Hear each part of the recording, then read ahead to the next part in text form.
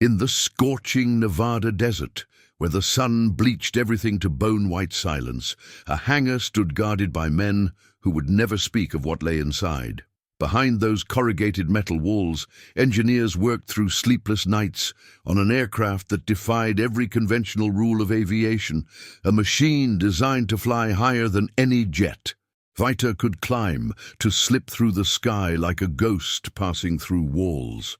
The year was 1955, and America was desperate. Behind the Iron Curtain, the Soviet Union built missiles, tanks, and bombers in absolute secrecy, their military capabilities growing in the darkness, while Western intelligence agencies groped blindly for answers. The U-2 spy plane program represented America's audacious gamble, a technological leap that would either pierce the veil of Soviet secrecy or provoke a confrontation that could ignite the world. This was the edge of the Cold War, where knowledge meant survival and ignorance meant annihilation. The aircraft itself looked impossibly delicate, with wings so long and thin they seemed more suited to gliding than powered flight. Test pilots who first saw the Black Beauty nicknamed it the Dragon Lady for her temperamental nature and unforgiving flight characteristics. One mistake at 70,000 feet meant certain death, the air too thin to breathe, the cockpit so cramped that pilots wore partial pressure suits like astronauts would later wear. But those who flew her described something almost spiritual about touching the edge of space, about seeing the curvature of the earth below while photographing secrets that could change history. The Central Intelligence Agency had handpicked every man involved in this program, swearing them to silence under penalties that made military secrecy seem casual by comparison.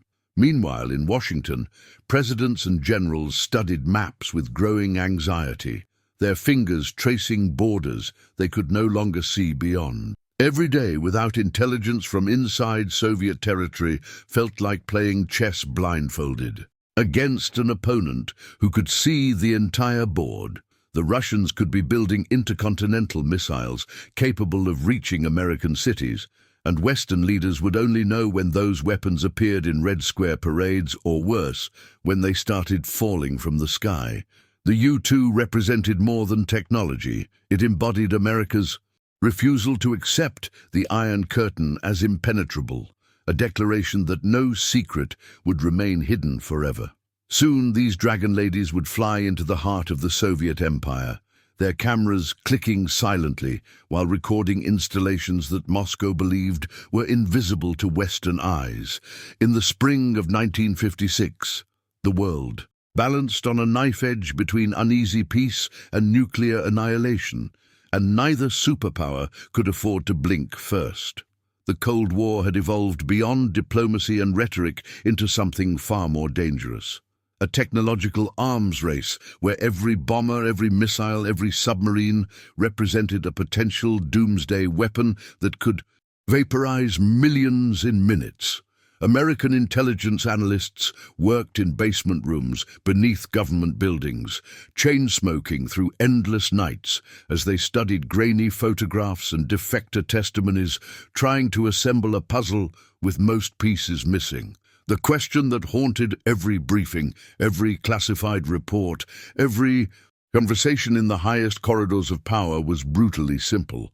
How many nuclear weapons did the Soviets actually possess, and how soon could they deliver them to American soil? Without reliable reconnaissance, Western military planners built their strategies on educated guesses and worst-case scenarios, preparing for an enemy whose true strength remained maddeningly invisible. The Soviet Union understood the value of this opacity perfectly, cultivating secrecy as both shield and psychological weapon against the capitalist West. Behind the Iron Curtain, entire cities existed that appeared on no maps, their populations dedicated entirely to weapons development and military production in facilities buried deep underground or camouflaged so thoroughly that even aerial photography would reveal nothing. Russian engineers worked with the same fevered intensity as their American counterparts, racing to develop intercontinental ballistic missiles that could leap across oceans and deliver atomic fire to enemy capitals with 30 minutes warning. Premier Khrushchev let rumors of Soviet military might circulate deliberately, allowing Western fears to magnify the threat beyond even its genuine capabilities, because an enemy frightened by shadows might hesitate before confronting the real thing. The psychological warfare proved almost as effective as actual weapons, paralyzing decision-makers who couldn't distinguish between genuine threats and elaborate bluffs. American military commanders faced an impossible dilemma that grew more acute with each passing month as tensions escalated across every global flashpoint. Fighting a war required knowing where to strike, which targets mattered most, which facilities produced the weapons that could end civilization itself. Yet Soviet territory remained as mysterious as the dark side of the moon. Traditional espionage provided fragments, rumors, second-hand accounts from travelers and defectors whose reliability remained forever questionable, pieces of a mosaic too incomplete to guide genuine strategic planning.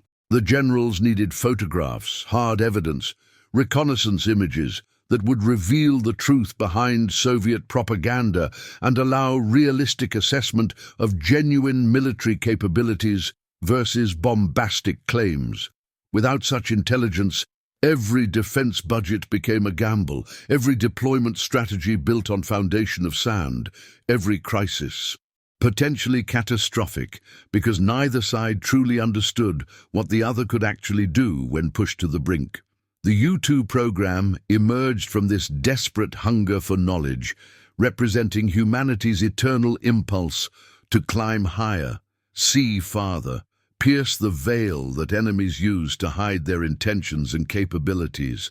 Those reconnaissance flights would soon carry cameras over the most forbidden territories on Earth, photographing secrets that men had died to protect and nations had spent billions to conceal in darkness. The first U-2 missions launched from bases wrapped in security so tight that even the pilots' families believed cover stories about weather, research, and atmospheric testing programs. On clear summer mornings in 1956, these aircraft climbed into skies above foreign territories, their engines straining against thin air as altimeters recorded heights no combat plane had ever sustained for extended operations. The pilots flew alone in pressure suits that made them look like visitors from science fiction, breathing bottled oxygen through masks while their cameras clicked methodically below, capturing images of military installations that Soviet commanders believed utterly safe from Western observation. Each mission represented a calculated violation of sovereign airspace, an act of espionage so brazen that discovery could trigger international crisis or worse.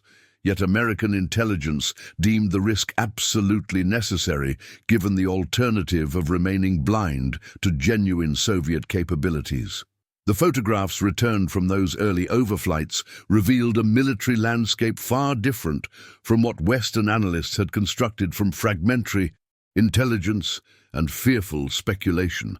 Sprawling air bases emerged from the darkness of uncertainty, their runways and hardened shelters counted and measured with precision that transformed wild estimates into concrete assessments backed by irrefutable evidence.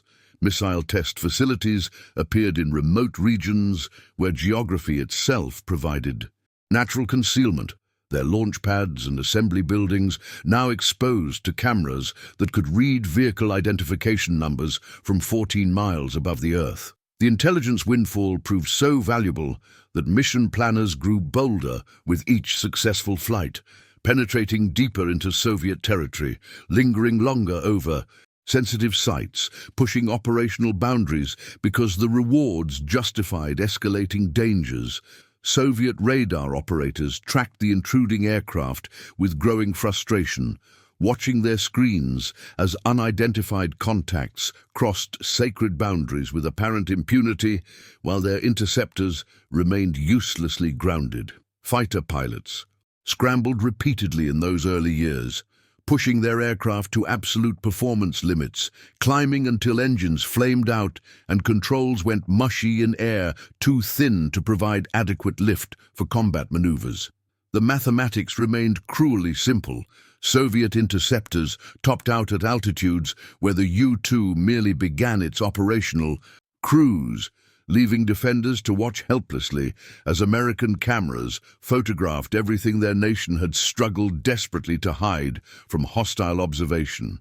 Ground-based missiles of that era suffered similar limitations, their guidance systems and propulsion inadequate for reaching targets that flew higher than existing defense networks had been designed to engage effectively. Month after month, the overflights continued, each successful mission deepening Soviet humiliation while simultaneously proving the technological superiority that American engineers had achieved through innovation and massive resource investment. The pilots returned to bases outside Soviet reach. Their film canisters rushed to laboratories where specialists would spend days analyzing every frame for intelligence that shaped strategic planning at the highest government levels. Soviet leadership received reports of each violation with mounting anger, knowing their airspace had become transparent to enemies who now understood Soviet military capabilities with uncomfortable clarity and precision. Behind the ornate doors of Kremlin conference rooms, where Stalin's ghost still lingered in every shadow, Nikita Khrushchev paced like a caged predator, while generals and defense ministers sat rigid in their chairs, knowing that someone would bear the cost of repeated failures. The Soviet Premier's face flushed crimson as intelligence officers presented yet another confirmation of American overflights, their reports detailing violation after violation, while his assembled military leadership offered only excuses wrapped in technical jargon that barely masked their fundamental impotence. Khrushchev slammed his fist against mahogany, tables that had witnessed decisions affecting millions, his voice rising to a roar that echoed through corridors where lower officials pressed themselves against walls. Grateful they were not inside facing the Premier's wrath, the rage stemmed not from ignorance, but from bitter understanding that each overflight demonstrated technological weakness. Before the very capitalist enemies he publicly ridiculed as decadent and inferior, creating a humiliation that gnawed at his authority both internationally and within party circles, where rivals watched for any sign of vulnerability worth exploiting. The defense establishment scrambled desperately for solutions that remained frustratingly beyond their immediate grasp, pouring resources into crash programs designed to extend interceptor ceilings and missile ranges, while engineers worked around the clock against performance barriers that physics itself seemed to defend. Khrushchev demanded daily updates that became exercises in diplomatic language, subordinates carefully framing their explanations to acknowledge progress while avoiding admission that fundamental breakthroughs remained months or years distant despite urgent need. The Premier understood enough technical reality to recognize evasion, his interruptions cutting through presentations with questions that exposed gaps between promises and actual capabilities, leaving officers sweating despite the cooled air circulating through government buildings. Sleep came poorly to Khrushchev during those years of violated skies, his mind churning through political calculations about how long he could maintain international credibility, while American cameras mapped secrets that generations of Soviet security had struggled to protect. In private moments between official meetings, Khrushchev stared at reconnaissance photographs that American intelligence had deliberately leaked through diplomatic channels, a psychological warfare tactic designed to demonstrate just how thoroughly Soviet secrecy had been penetrated and compromised. The images showed details no foreign power should possess. Military installations captured with clarity that mocked every defensive measure and security protocol his nation had implemented across thousands of miles of sensitive territory. His advisors watched their leader age visibly under pressure that combined genuine security concerns with personal pride, wounded by technological superiority he could neither match nor effectively counter through existing means. The Premier's closest confidants heard him speak with barely controlled fury about American arrogance, about pilots who flew untouchable above Soviet soil, while he remained powerless to deliver the decisive response that both military honor and political necessity demanded. Yet publicly, Khrushchev maintained the careful fiction that Soviet defenses remained impenetrable, delivering speeches that proclaimed socialist superiority while privately nursing humiliation that fed a determination to eventually demonstrate that American violation would carry consequences severe enough to prevent future presumption. This double reality created constant tension within leadership circles, where everyone understood the truth behind public declarations, where military officers planned defensive improvements, while their premier crafted diplomatic protests that rang hollow without capability to enforce sovereign airspace. The psychological burden grew heavier, with each passing month, each successful American mission adding weight to frustration that sought outlet in bureaucratic pressure and angry demands for solutions that remained tantalizingly beyond immediate reach. Khrushchev's determination hardened into obsession, his patience eroding as he waited for technology and circumstance to finally provide the opportunity for response that would restore both national honor and personal authority. Damaged by aircraft his forces could track but never touch. The morning reports landed on Khrushchev's desk with the weight of lead, intelligence summaries documenting violations that stabbed at his authority with surgical precision while offering no viable path toward immediate retaliation or meaningful deterrence. He sat alone in his private office where winter light filtered through reinforced windows, reading confirmation that American cameras had captured images of ICBM facilities that represented the Soviet Union's most critical strategic assets, installations buried in remote regions, specifically chosen for their inaccessibility and protection. The Premier's hands trembled slightly as he studied his own intelligence service's assessment of what the Americans likely now knew, their analysis painting a picture of comprehensive penetration that rendered years of elaborate security measures essentially worthless. His throat tightened with the bitter recognition that silence meant complicity in his own humiliation, yet speaking openly would advertise weakness to allies and adversaries alike, creating diplomatic catastrophe across relationships carefully cultivated through decades of patient effort. The choice paralyzed him with its implications, each option carrying costs that could undermine his leadership position within party structures where perception of strength determined political survival more surely than actual policy achievement. Khrushchev closed the folders and stared at walls decorated with revolutionary art that suddenly seemed naively optimistic, relics from an era when ideological conviction alone felt sufficient against capitalist opposition.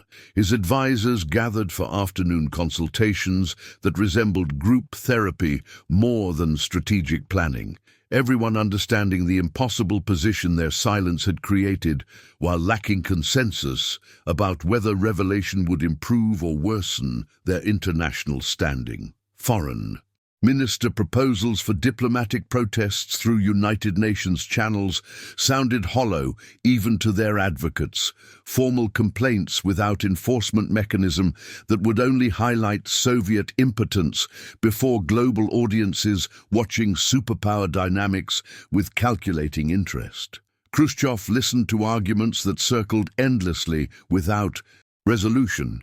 His patience, wearing thin as rhetoric, failed to produce actionable solutions to problems growing more acute with each passing week. Someone suggested increased military exercises near border regions as demonstrative response, a theatrical gesture that might signal displeasure without admitting the fundamental security breach that overflights represented.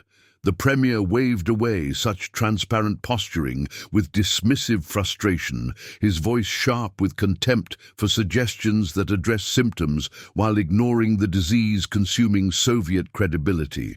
In private conversations with his closest confidants after official meetings concluded, Khrushchev spoke with unguarded bitterness about the trap American technology had constructed around his leadership.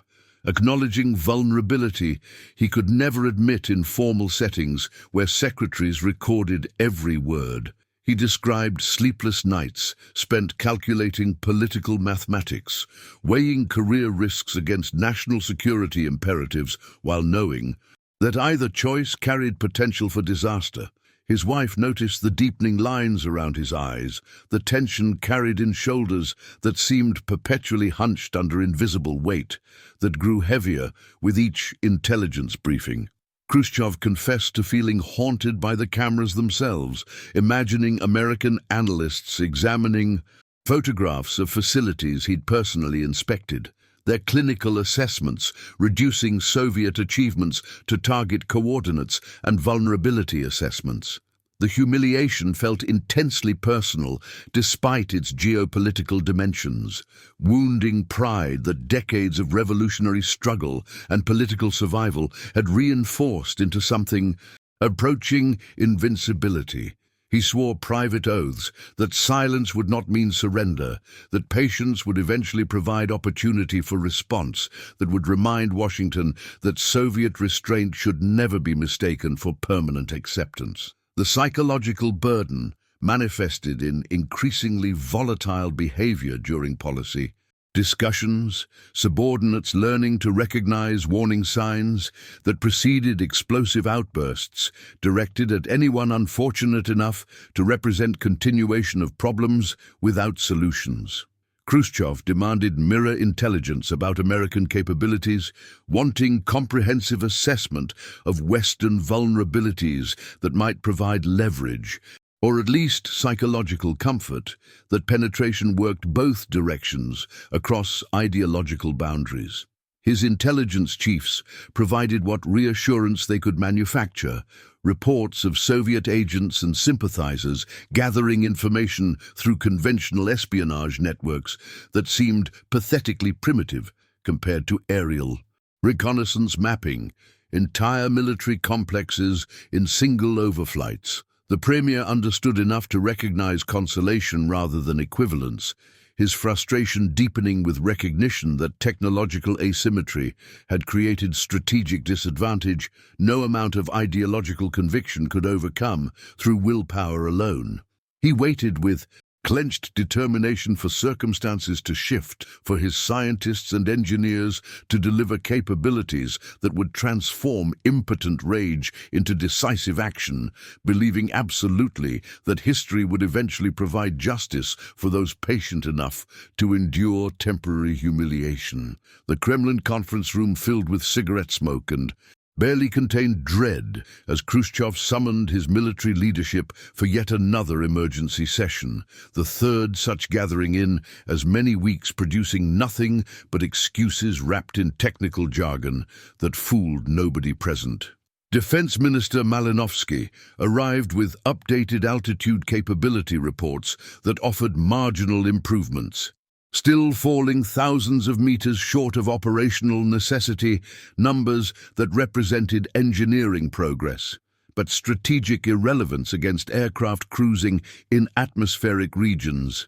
Soviet interceptors could barely reach before fuel exhaustion forced humiliating retreat. Khrushchev studied the charts with eyes that burned from exhaustion and suppressed fury, his finger stabbing at performance gaps that might as well have been unbridgeable chasms for all the practical difference they made to national security. The assembled generals shifted uncomfortably in their seats, each man acutely aware that careers built over decades could evaporate with single ill-chosen words during meetings. Where the Premier's patience had worn transparently thin, He demanded explanations that transcended bureaucratic self-protection, wanting honest assessment of timelines and capabilities rather than optimistic projections designed primarily to delay accountability for failures that continued accumulating despite repeated promises of imminent solutions. The Air Defense Commander attempted justification through technical complexity, describing atmospheric physics and engine limitations as though scientific reality might somehow excuse operational inadequacy in moments demanding results regardless of difficulty. Khrushchev's fist struck the conference table with explosive force that sent water glasses jumping, his voice rising to volume that carried through reinforced doors, into corridors where staff members froze at the unmistakable sound of leadership rage, unrestrained by diplomatic necessity. He spoke of humiliation in language that made subordinates flinch, describing how American presidents likely laughed at Soviet impotence, while their spy planes photographed missile sites with the casual arrogance of tourists capturing vacation memories. The Premier's words cut deeper than formal reprimands, personal accusations questioning competence and dedication, with implications that extended far beyond professional criticism into territory where political survival itself became uncertain. His demand for solutions carried implicit threats that everyone present understood perfectly, the unspoken consequences of continued failure hanging over the room like guillotine blades suspended by increasingly frayed threads. Marshal Biryuzov ventured cautious mention of new surface-to-air missile developments showing promise.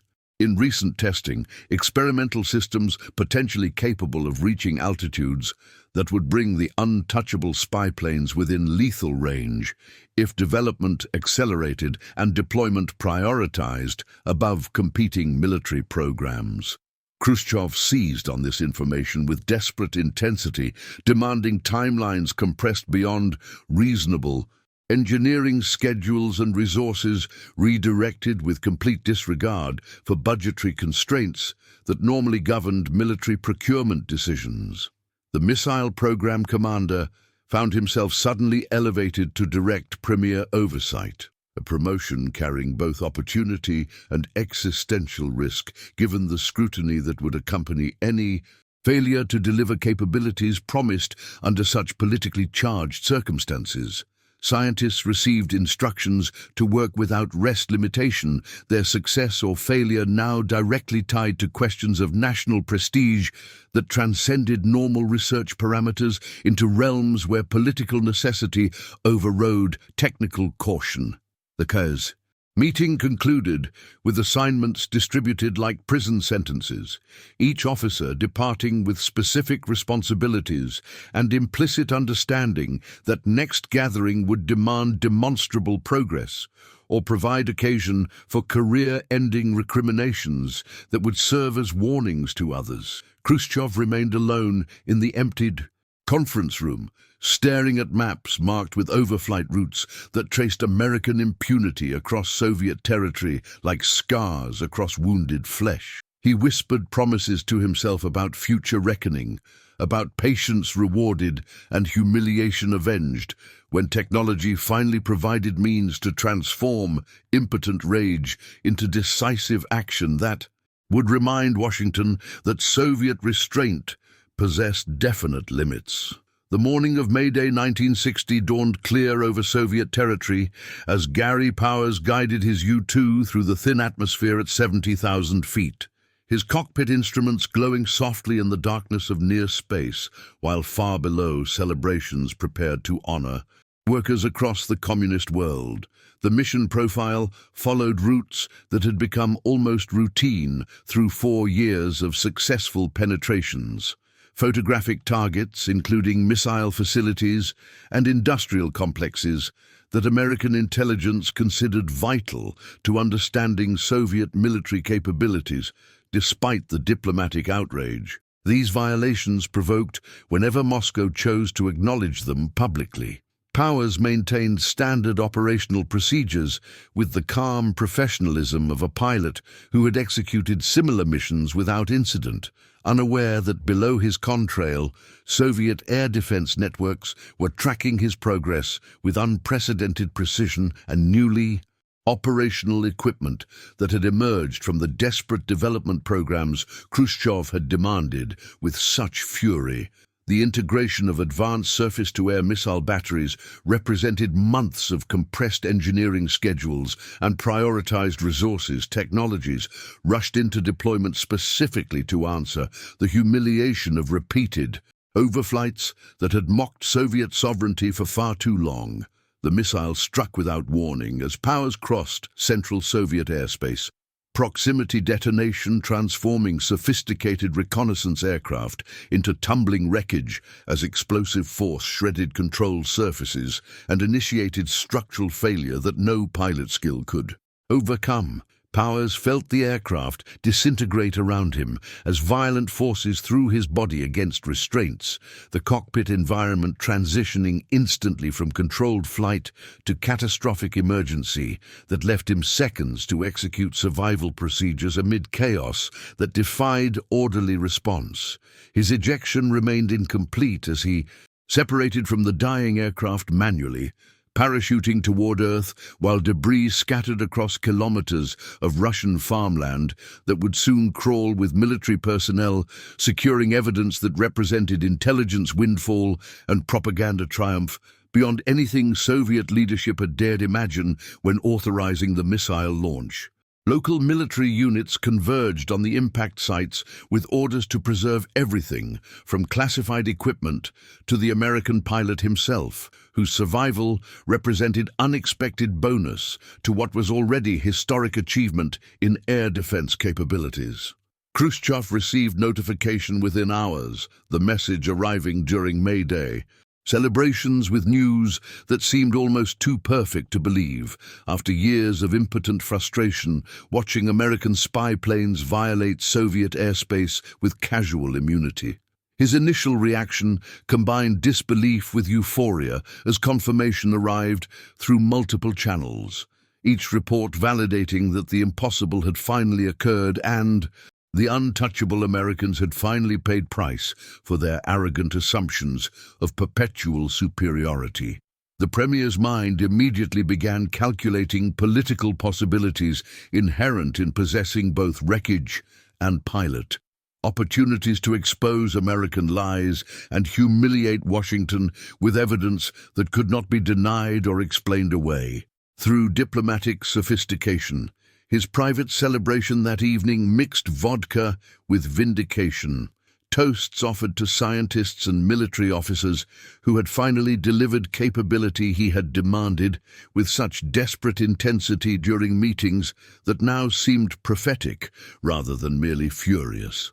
The captured pilot sat in Moscow detention facilities while Soviet intelligence extracted every possible advantage from circumstances that had transformed him from anonymous reconnaissance specialist into central figure of international crisis that would reshape superpower relations for years to come. Khrushchev ordered careful preservation of evidence while planning public revelation.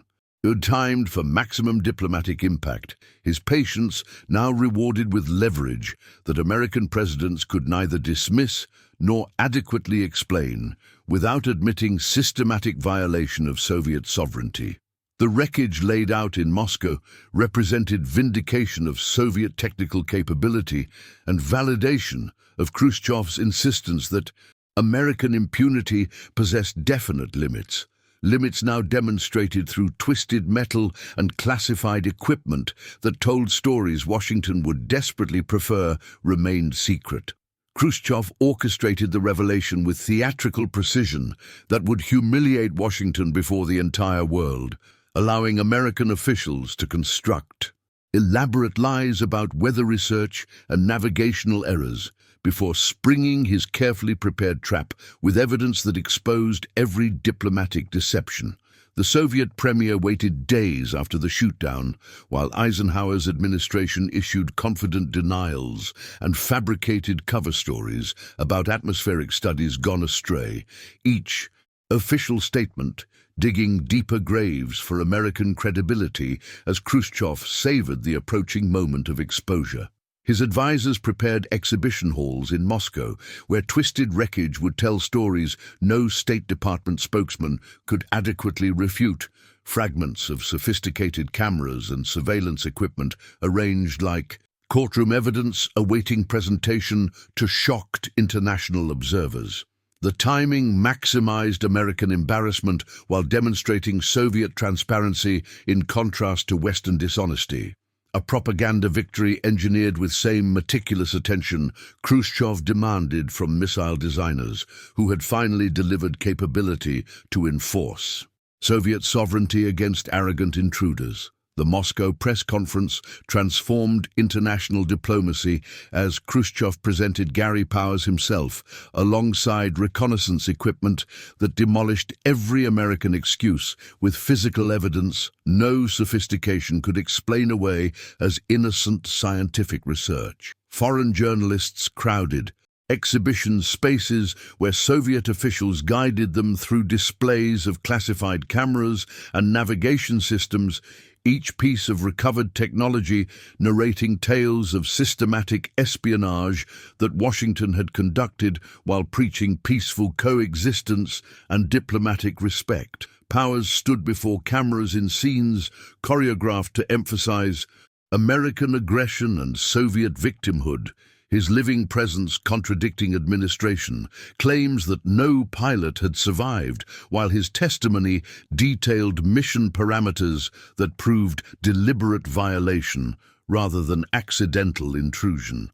Khrushchev watched journalists photograph wreckage and scribble notes that would become headlines exposing American duplicity, his satisfaction evident in expressions that mixed triumph with justified indignation over violations his nation had endured for years. The propaganda campaign expanded through carefully released information that sustained international attention, while systematically dismantling American credibility across successive news cycles that kept the incident dominating global discourse. Soviet media presented Powers as evidence of imperialist aggression, while publishing technical specifications that demonstrated sophisticated espionage operations far beyond any legitimate research purposes Washington had claimed. Khrushchev delivered speeches condemning American violations with moral authority reinforced by physical proof, his rhetoric gaining effectiveness from genuine evidence rather than merely ideological assertion. The exhibition remained open for weeks as diplomatic observers and journalists continued examining wreckage that represented both military trophy and propaganda windfall impossible to achieve through conventional information warfare. The political impact resonated through Western capitals as Allied governments absorbed implications of exposed American lies and systematic Soviet airspace violations that compromised broader Cold War narratives about moral superiority and defensive necessity. Khrushchev had transformed military success into diplomatic weapon that damaged American prestige while elevating Soviet standing. The captured pilot and recovered equipment worth more than squadrons of fighters in the propaganda battles that defined superpower competition. His calculated revelation had achieved what years of diplomatic protests could never accomplish, forcing Washington to confront consequences of arrogance while demonstrating that Soviet patience possessed definite limits, backed by increasingly capable defenses. The grand halls of the Élysée Palace awaited reconciliation that would never materialize as Khrushchev arrived in Paris, carrying grievances sharpened by years of American arrogance now, justified through undeniable evidence of systematic violations. Spring sunshine illuminated diplomatic facades, while beneath polished surfaces simmered confrontations that would transform summit chambers into battlegrounds where Cold War tensions exploded beyond containment through careful protocol. Western leaders anticipated difficult negotiations over Berlin, and arms control, standard diplomatic theater where compromise might emerge from calculated concessions. But the Soviet premier brought different intentions forged in humiliation and vindicated through captured pilots whose testimony had already rewritten international narratives. Eisenhower prepared positions on nuclear testing and territorial disputes, while Khrushchev sharpened accusations that would demolish summit objectives before substantive discussions could even commence. The confrontation erupted during opening sessions as Khrushchev abandoned diplomatic pleasantries and unleashed fury that had accumulated through 4 years of violated sovereignty and impotent rage, while American cameras photographed Soviet secrets.